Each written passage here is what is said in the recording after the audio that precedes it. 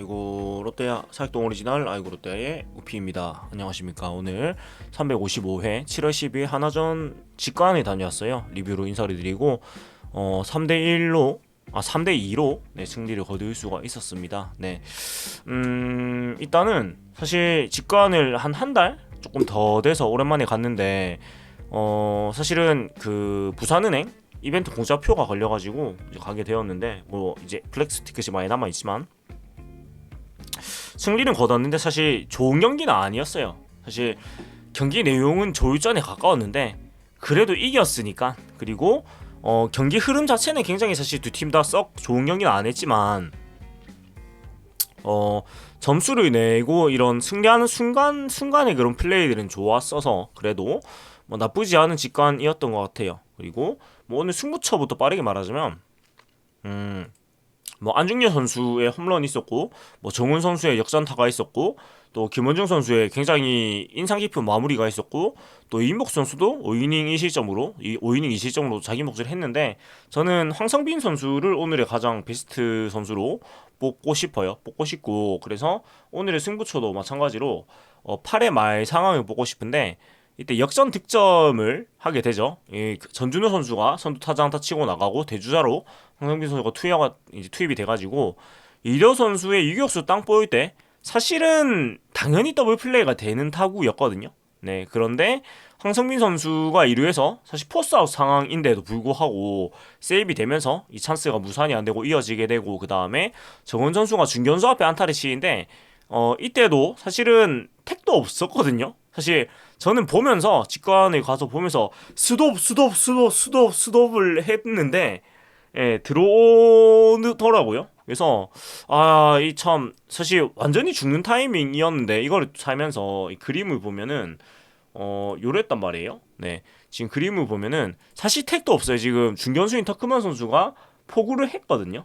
포구를 해서 이제 공을 걷어 올리고 있는데, 뭐 가장 야구의 기본이 이제 외야수가 공을 포구하는 순간에 3루 베이스를 돌아야지 홈에서 승부가 된다는 게 정설인데, 지금 보시면 황성빈 선수가 3스텝 뒤에 있거든요. 예, 한참 뒤에서 3루 베이스에서 1, 2, 3스텝 3루 베이스 뒤에서 출발을 했는데 이 중견수 터커맨 선수가 잡을 때 근데 홈에서 살았어요. 예, 정말 참 어떻게 보면은 진짜 얼척없는 택도 없는 도전이었다고 생각이 될 수도 있는데, 황성빈 선수이기 때문에 이것을 살 수가 있었던 것 같고, 사실 들어갈 때도 한 투 스텝 정도 모자래 보였는데 송구가 좀 깊었던 것도 있고, 그 다음에 워낙에 황성빈 선수가 빠르다 보니까 슬라이딩도 무슨 미사일처럼 쏘아져 들어가면서 홈에서 살 수가 있었고, 이 득점이 이제 결승 득점이 되면서 이겼어요. 그래서 황성빈 선수가 아니었다면은 2루에서도 진작에 병살타가 됐을 것이고 죽었을 것이고, 뭐 그때 살았어도 홈에서도 당연히 죽었을 것이고 아니면 안 들어왔거나 네, 그렇게 됐을 건데, 황성빈 선수의 이 빠른 발과 좋은 주루 플레이 이런 것들로 인해 가지고 결승점을 낼 수가 있었다고 보여요. 네, 그래서 이 순간이 가장 중요했던 것 같아요. 전 다른 것보다도. 그리고 사실 오늘 경기가 선취점을 주고 이렇게 좀 한 점 한 점 정말 깝깝하게 진행이 됐고 8볼넷을 줬어요. 그래서 오늘 경기를 보면서 좀 많이 얘기를 했던 부분이 뭐냐면, 특히 불펜에서 나균환 선수 2피안타 3삼진, 구승민 선수가 2사사구 2삼진, 최준영 선수가 2사사구 2삼진 주면서, 그러니까 선발 이인복 선수도 볼넷을 4개나 내주면서, 이게 사실은 위기가 많았다고 말하는 것보다는 그냥 우리 팀 투수들이 스스로 이런 똥을 쌓아 놓은 상태에서 그 똥을 스스로 치우는 패턴의 반복이었어요. 그러니까 이게 뭐 난타당하고 그런 게 아니고 그냥 볼넷으로 쌓아놓고 또 삼진으로 그걸 없애고 뭐 이런 패턴이 계속 반복이 됐고, 제 기억으로는 이날 경기에서 3자번째 이닝이 9회밖에 없었던 것 같거든요. 제가 오늘 그냥 보면서 대충 생각해보니까 그 정도로 사실은 그 투수진의 그런 경기력이 썩 좋지 않았다. 사실 굉장히 안 좋았고, 그리고 사실은 한화이기 때문에 이렇게 사실 힘들게 이기면 안 되거든요. 물론 한화의 성적이 너무나 안 좋은 건 굉장히 슬픈 일이고 안타까운 일이지만, 어쨌든 우리 팀 지금 사정이 급하니까 뭐 승수를 많이 쌓아 나가야 되는데, 사실 이렇게 어렵게 이기면 안 돼요. 사실 전력 차이가 있기 때문에. 근데 너무나 어려운 경기를 했다. 그런 부분에서 좀 아쉽습니다. 물론 이제 올스타 브레이크를 앞두고 있기 때문에 뭐 투수진에서 조금 여유가 있는 상황이라서 그나마 투수진 여유 있어질 상황이라서 뭐 그나마 다행이긴 한데 그래도 이렇게 힘들게 가면 안 된다. 그러니까 7안타, 7피안타, 8분에서 내줬어요. 15개의 출루를 내줬는데 2실점만 했다? 요거는 사실 한화이기 때문에 이럴 수 있었던 것 같거든요. 다른 팀 같았으면은 택도 없습니다. 뭐 진작에 점수를 대량 실점을 했을 건데 한화이기 때문에 뭐 사실 네가 이겨라 대결에 가까웠던 경기에서 이길 수가 있었는데 뭐 그럼에도 불구하고 사실 2연승을 26일 만에 할 정도로 우리 팀이 지금 연승과 거리가 먼 시즌을 치르고 있는데 뭐 어찌 됐건 이 전반기 마지막 시리즈 때 또 하나 최하위를 만났으니까 승수를 좀 많이 챙겨 나가는 게 우리 팀 입장에서는 필요하지 않을까 생각이 들고 뭐 오늘 경기가 뭐 경기 내내 사실은 조금 진이 빠진다고 해야 되나?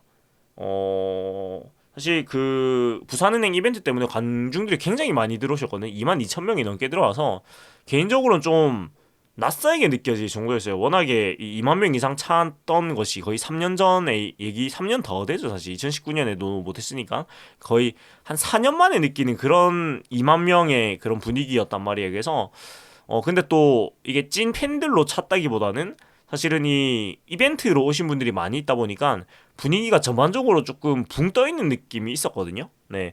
그런 분위기 속에서 경기가 진행돼서 그런지 사실 그렇게 집중력 있는 경기라는 느낌을 별로 못 받았고 개인적으로 그다음에 좀 뭐라고 해야 될까? 경기도 되게 꾸역꾸역 그냥 굉장히 깝깝했어요.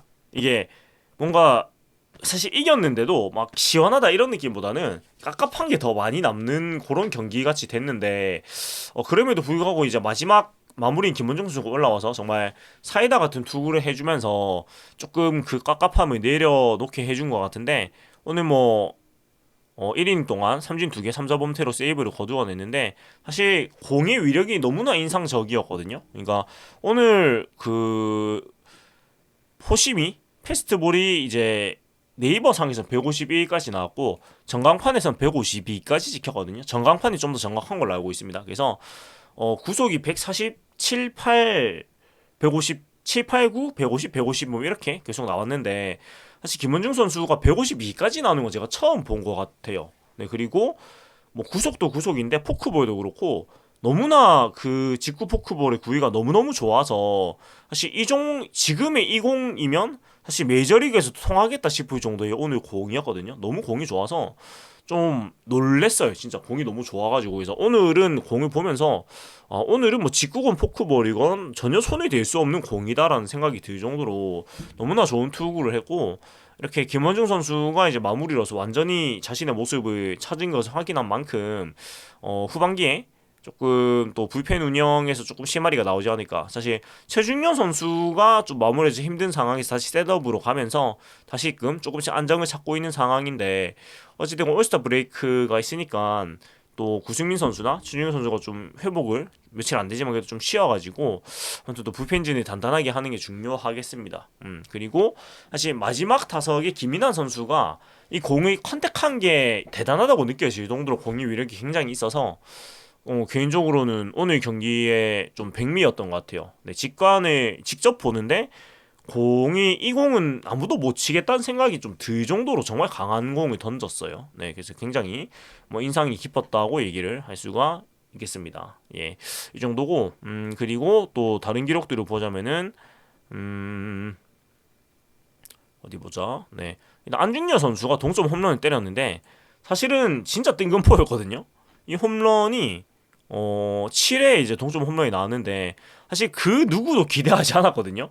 저도 사실 오늘 경기가 흐름이 이때 보고 5회 이후에 사실 꾸역꾸역 끌려가는 느낌이라 가지고 이 한 점을 못 낼 것 같은 느낌이 굉장히 강해서 여기서 이런 흐름에선 장타나 상대 시세가 아닌 점수를 못 내겠다는 생각이 좀 강하게 들 정도였는데 사실 누구도 기대를 하지 못했을 거예요. 안중규 선수의 홈런은. 네, 기대를 하지 못했는데 안중규 선수가 정말 좌중간을 훌쩍 넘어가는 홈런을 때리면서 네, 동점 타를 만들어줬어요. 네, 그래서 참 안중규 선수가 이런 좀 변태 같은 매력이 있어요. 항상. 네, 사실 장타하고는 굉장히 거리가 먼 것 같은 체격을 가지고 있는데 불구하고 의외로 장타력이 있는 편이거든요. 네, 제가 항상 좀 느끼는 게 그래서 또 기록상에서 장타율이 별로 높은 편은 사실 아니네요. 네. 기록상에서는 그런데 체감으로는 사실 장타력이 나쁘지 않은 느낌이 좀 있거든요. 안중근 선수가. 예.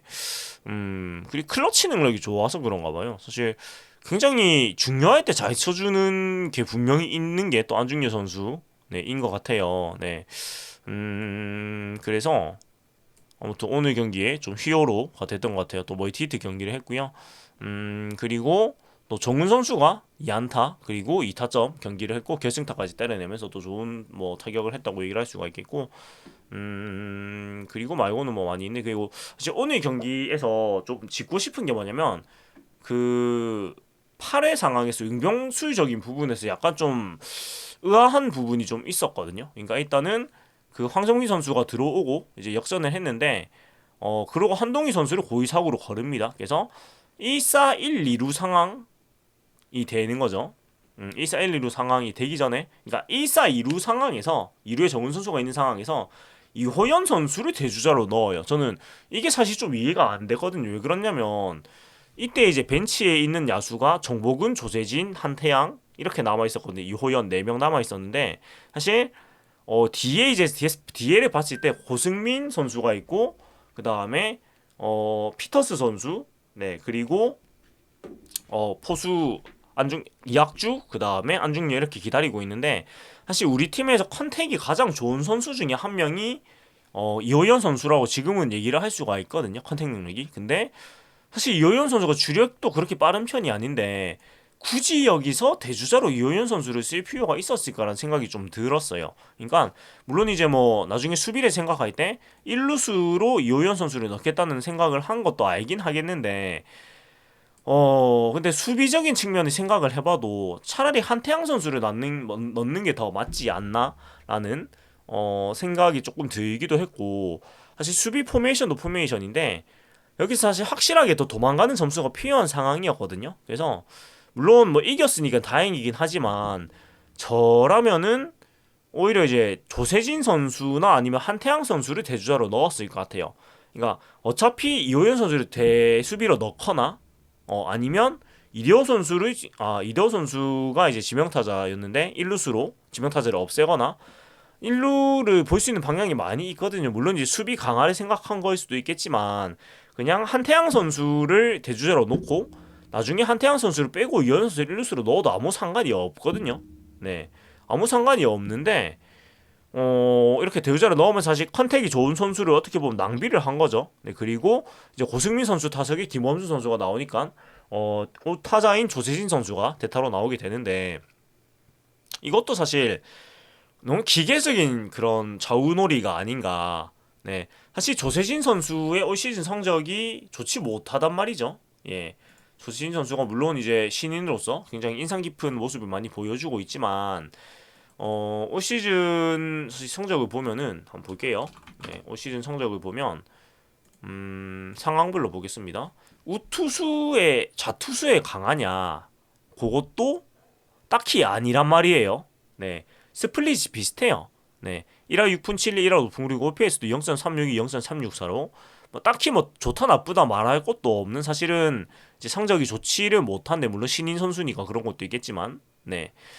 근데 굳이 이런 기계적인 대타 기용을 하는 거는 좀 아쉽다는 생각을 하게 되고 차라리 이호연 선수의 기록을 한번 볼게요. 이호연 선수의 우투 좌투 기록을 한번 살펴보면은 어디 보자. 상황별 유형. 네.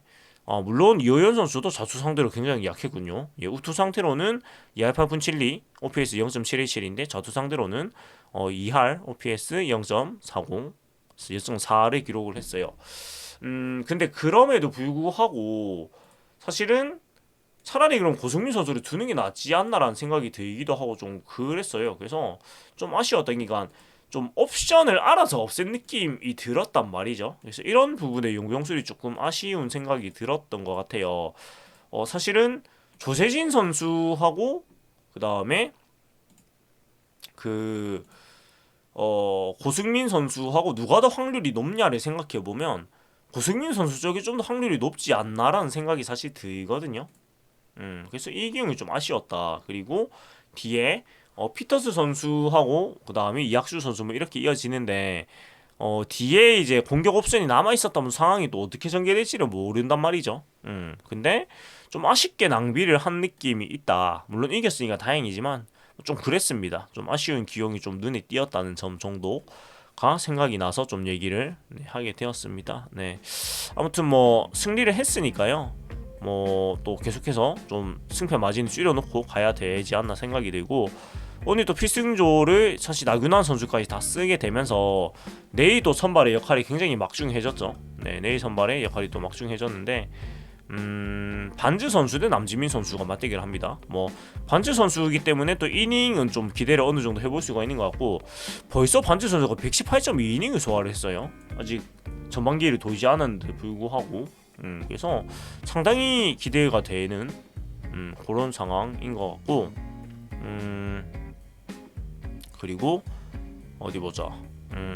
남지민 선수가 빠른 공을 가지고 있는 선수지만 현재 기록은 좋지 않기 때문에 또 좀 공략을 해야 될 것 같다, 이런 얘기를 하게 되는 것 같습니다. 아무튼 전반기 이제 마지막 시리즈인데 좀 승을 많이 거두고 했으면 하는 마음이고, 오늘은 여기까지 인사를 드리도록 하겠습니다. 지금까지 아이고 롯데의 요피였고요. 네, 재미있게 들으셨다면 구독과 좋아요 부탁드리면서 또 인사드리도록 하겠습니다. 윈더 모먼트 롯데 자이언츠.